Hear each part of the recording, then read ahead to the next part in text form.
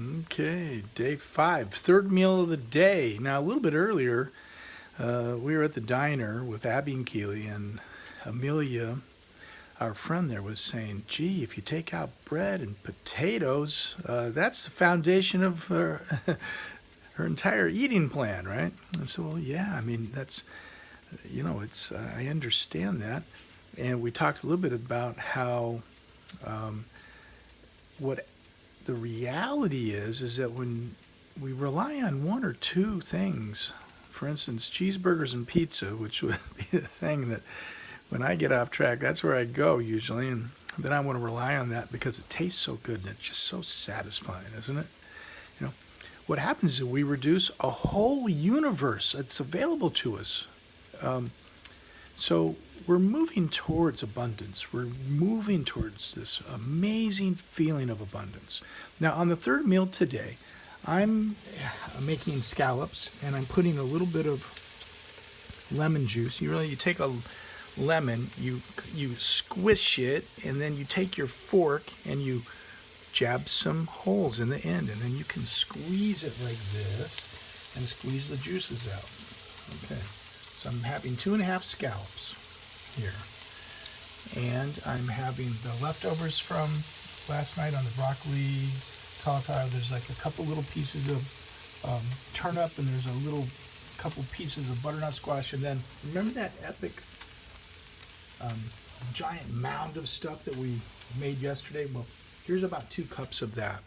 So this is what I'm going to have here for my third meal, and I'm adding a little bit of lemon juice to it. Now, I'm a jiu-jitsu guy for a long time. Lemons, in terms of the Gracie diet, the Gracie family has their own unique way of eating. It's very much like a yogic diet.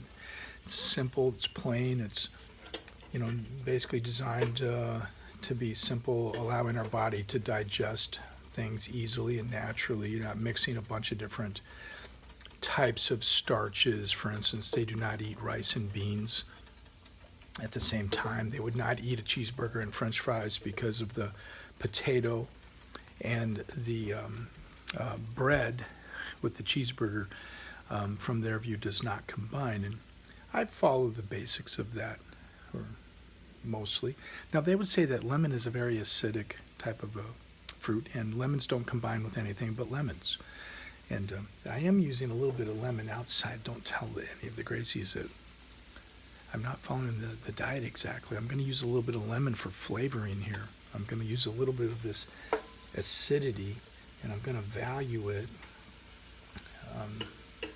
There's a lot of ways to think about things. You got to find your own way. This is what I'm saying here. And your way might be different from mine, and I'm going to be okay with it.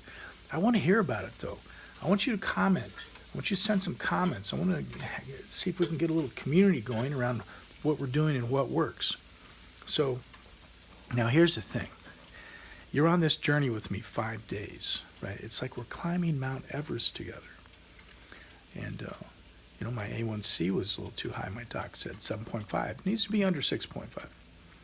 And that gives you much better odds. And now, I've been on this journey before. I'm going to tell you. About a year ago, my doc said my A1C was too high. And I'm like, hey, no problem whatsoever. I can solve that easy. And she was like, well, okay, we'll see. Came back in a few months later, and I lowered my A1C by 1 point. She was amazed. She was like, she's never seen anybody lower their A1C using natural dietary methods before. And I brought in all my food items. I showed her exactly how I did it, and she was quite amazed. And then, of course, then what happens is, twists and turns of life. I'm looking forward to talking here about the twists and turns that we allow to take us off of a path that's actually healthy and helpful. I'm very curious about these twists and turns, about how that works for me. So, I've done this. I know what we're doing works because I've already done it. I'm like ridiculously confident in it. And we'll see. We'll see when we walk back into the dock what the numbers are and everything. And the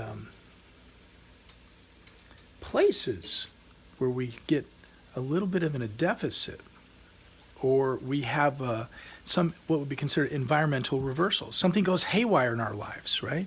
And that stresses our system, our mind, and we want to reach towards something comforting.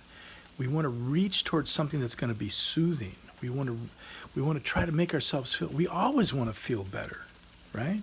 So that reaching towards something, we're gonna watch and we're gonna look at how that works, and see in that reaching, can we make decisions right now, just this one tiny decision where we reach for something that's abundant, that leads to greater abundance, that leads to more well-being, that will lead to more balance, that will lead to greater sense of knowing who we are, that'll lead to a greater harmony with our deepest sense of self. This is where we're going with this. Okay, so we're having 2.5 scallops. We're having some of the vegetables we made yesterday, and then also the other vegetable leftover that we made last night.